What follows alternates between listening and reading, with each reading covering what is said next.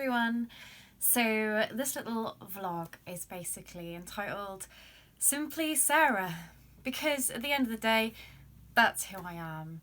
And I thought it was nice to let you avid supporters and fans know a little bit about me, my history, how I've come to where I am today, and what today, May the 7th, means to me. Some of you watching this know me by various stage names, but for the past 15 years I've been known as Corporal Paul, Papa 8517646.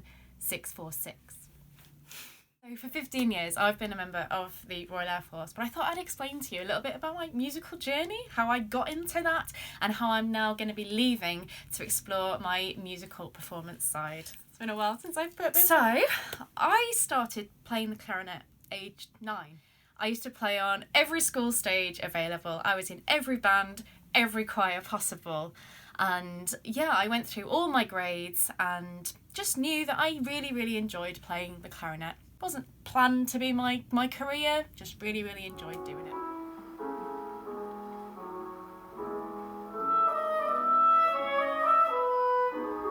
I then found my military aspect from a little known group called the Air Training Corps. So it's a little about your brownies, a little bit like your guides, your cubs, your scouts, but it's got that military focus. You get the army cadets, the air cadets and the sea cadets. So I joined the air cadets at age 13. Little did I know that within the air cadets, I could go to band camp. Yes, you've heard it all before, American Pie band camp. Every February half term from the age of about 14 or 15, I went to RAF Cranwell to sit with the band of the RAF Regiment or the band of the RAF College. Later, those people I sat next to when I was 14 and 15 would become my colleagues that I sat next to. So it's quite embarrassing that they remember me from that age, from the early days. But that was when I was hooked. I realised I could combine my hobby of music and my love for the military into one role. And I was going to get paid to do that. That was amazing. So I did. So I made sure I got and concentrate on my musical exams. I got my grade 8, which is what I needed for the Royal Air Force. I went for my audition down to RAF Uxbridge at the time and I passed. And on February the 8th, 2006, I went down to RAF Halton for my 9 weeks of basic training. So that was quite a shock. Quite a shock, okay, yeah, running around in the snow, press-ups, crawling up and down fields, covered in mud, getting constantly kicked and beaten by the corporals. But you know, it really turned me from a child into an adult. Once I passed out at Halton, I was able then to go to RAF Uxbridge, where I was taught how to march and play at the same time. The principles of being able to do that, learn some of the really hard repertoire and perform some of the intricate displays that I then went on to do. I was then posted up to RAF College Band in Lincolnshire. Lincolnshire's been my home ever since for 15 years. Let's just get rid of that. It's not good for hair or lipstick. So when I first joined up, I got to do some of the most prestigious events. For those of you who don't even have an idea that the military have musicians, just think about examples of such events like Buckingham Palace, the changing of the guard, state and ceremonial events, huge royal affairs, funerals such as dear Prince Philip, and such like. So yes, we attended all of those events to play music that would suit the era and the genre, but also to promote the military and its core ethos to the rest of the world. I also got to travel. I got to do a lot of travelling, whether it be on coach or by plane. By plane, I got to travel to Gibraltar, which was quite a standard place for us, or Cyprus. But then I got some really cool trips. I got to travel to Sydney. I got to travel to Melbourne. I got to travel to Wellington, New Zealand. I always get asked what was my favourite gig, my favourite job. Okay, there's 2. Overseas, my favourite job was India, New Delhi. My gosh, I'd already been to Sydney and New Zealand, and then I went to India, and it just blew everything out of the water. The culture shock, the change of lifestyle, everything. We stayed in New Delhi. We were looked after amazingly by the embassy. But I got to play at a concert at India Gate in the centre of New Delhi, and never so much have I seen diversity right in front of me. We had embassy official members sat there, all wearing their regalia and everything, next to children and snake charmers and children that are scratching at the floor with sticks and had nothing. And we were sat there playing a joint concert with the Indian Air Force Band. Absolutely amazing to be involved in that. As for our gig on home turf, well, some of you have been following me recently. I always tend to talk about my meeting with Brian May. Absolutely amazing. So that's a guitarist from the world-renowned band Queen. Yes, so at RAF Cranwell, we'd been hosting an event called Party in the Park, and somehow an ex-director of music managed to get Brian May to do an extra slot at the end of his anthem tour in front of College Hall at RAF Cranwell. So yes, I was part of his accompanying band for that final anthem tour where he duetted with Kerry Ellis. Absolutely phenomenal.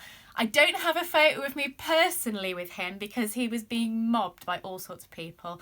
But yes, I do have this photo now, and I am somewhere in there, you'll see, along with Brian. And that's taken in the rotunda of College Hall Officers' Mess.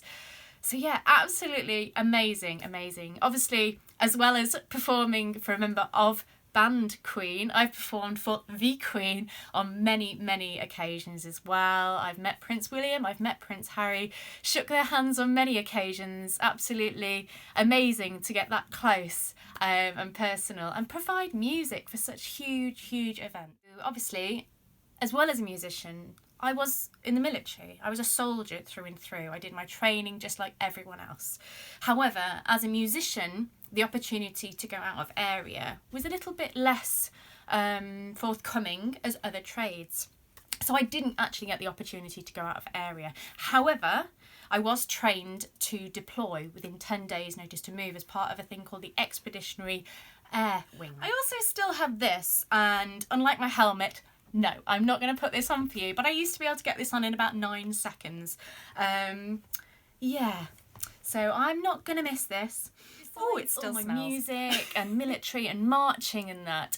Running was a huge passion of mine. I used to do so many half marathons with my bag. Absolutely loved it. Ran for a lot of charities, Air Force charities, civilian charities as well. Unfortunately, with running came the realisation that I was starting to feel broken. My knees would ache after something like 20 minutes on a run, constantly back and forth to med centres. I was starting to break down on military parades where we're often stood for very, very long periods of time. And it got to the point when I had x-rays that I was told that you will not be able to do your job anymore. It was a massive blow to me. It was about 5 years ago now that I found that out. As I was lying awake on an operating table, having my ACL repair done in my knees, I was told I had the knees of a 90-year-old. I require knee replacements in my knees now due to an unstable knee and years of running and marching on a knee that has got little or very no support. It does upset me that because of this, I have now got to leave a job, a career, a family that I love and I did for so, so long. So today, May the 7th, is my last day. It's been a family I've known and loved for so, so long. And it's a shame that I have to leave. Not because I want to, because I have to. I managed to just scrape my 15 years long service good conduct medal, which I'm so, so proud to have got that as well. That means I've been a good girl for 15 years and it's currently boxed up with my family medals inside the house. So that brings me right up to scratch. You know the rest of the story, really.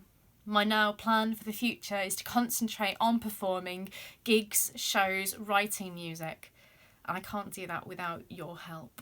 Music has been part of me since I was 9, and I'm not going to let it get the better of me now. I hope you've enjoyed this small vlog and insight into my life, of where I've been and what I've come through. It's going to be a huge transformation for me. I have plans to work with the military going on into the future as well, performing with them, working alongside at big shows, but I can only do that with your help. Thank you ever so much for watching this, and please do think of me today, May 7th, when I'll be spending the day at a theme park with my family, trying to put a smile on the day. You've all been absolutely amazing. Thank you.